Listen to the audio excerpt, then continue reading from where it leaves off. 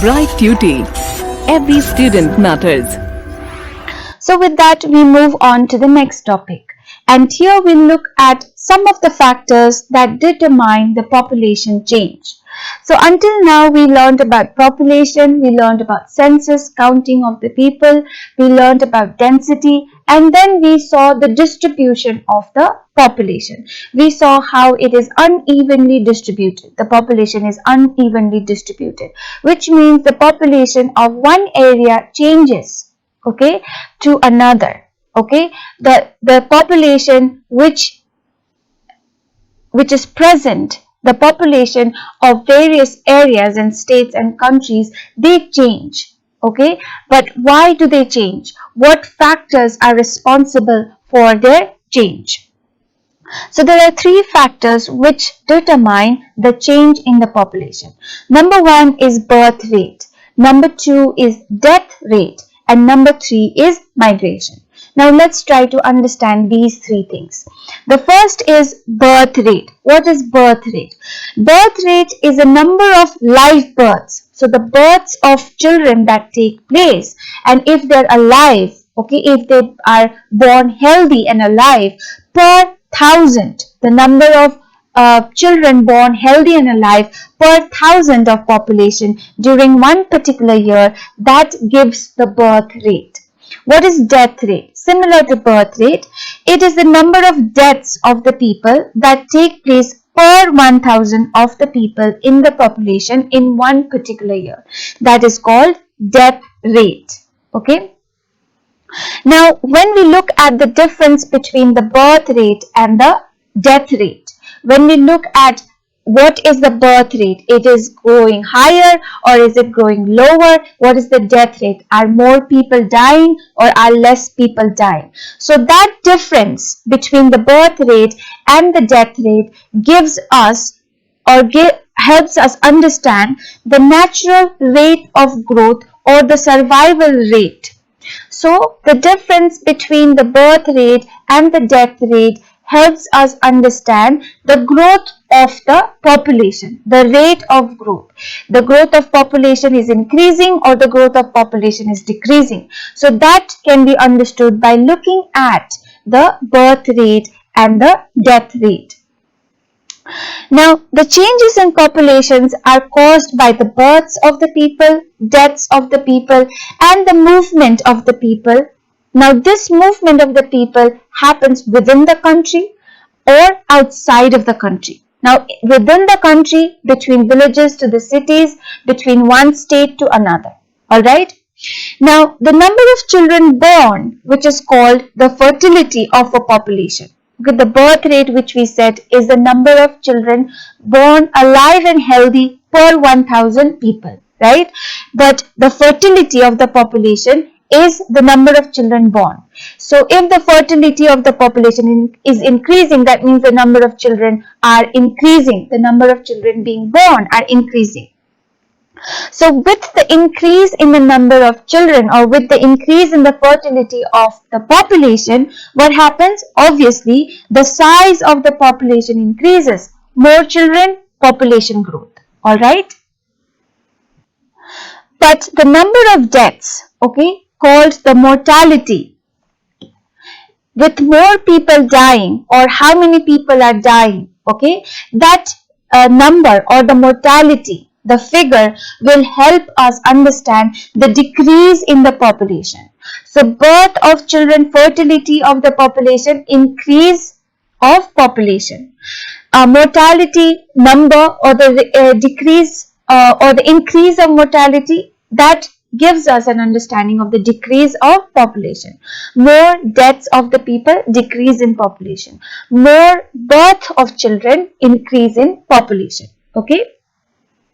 So this is why the birth and the death of people are very important to understand the population. Okay. Now another factor which influences the population change is the migration. Now migration is basically people entering or leaving a country. People leaving or entering India. People who are leaving India, they are also people who are migrating. people who are coming into India, those are also people who are migrating. This is part of the process called migration. Now migration, which is leaving the country or coming into the country, that can either increase or decrease the population. Coming in the country will increase the population. Going out of the country, leaving the country, can obviously decrease the population. Okay. Now India has a very high growth rate. The population growth or the rate of the growth of population in India is very high. The main reason behind this rate of growth is the growing gap between the birth rate and the death rate. The birth rate is increasing, the death rate is decreasing. Because of this huge gap between the birth rate and the death rate, the rate of growth of population in India is increasing at a rapid pace, okay, very quickly. Now, there has been decline in the death rate. The number of people dying every day has reduced, okay, has decreased. Now there are many reasons for this.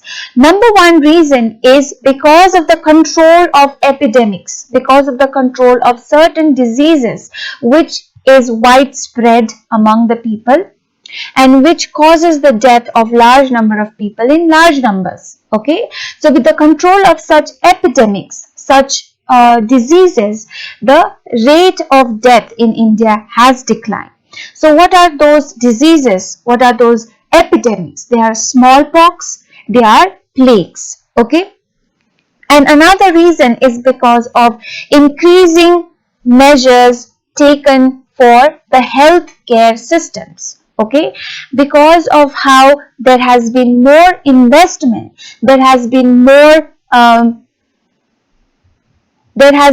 construction of medical healthcare facilities. There has been more distribution of healthcare facilities among the people. That has also led to decline in the death rate.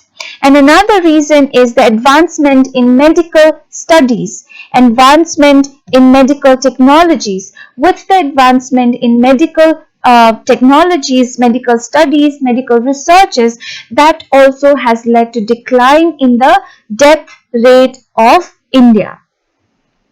Now the birth rate in India is also very high.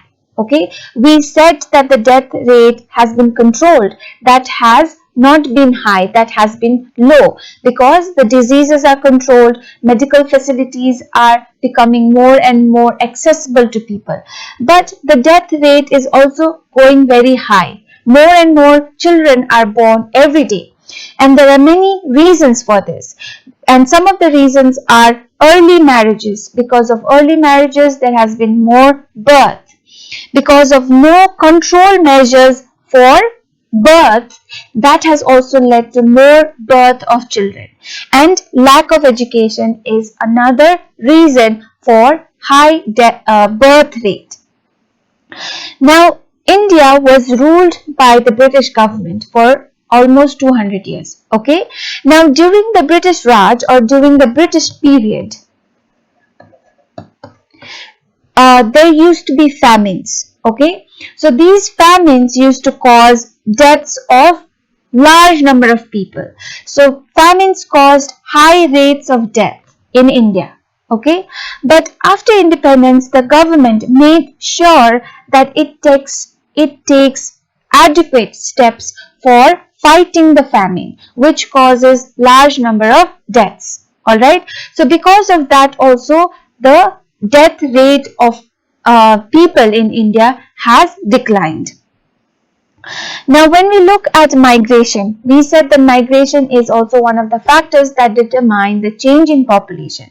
And migration happens within the country, outside the country. People keep moving from one place to another.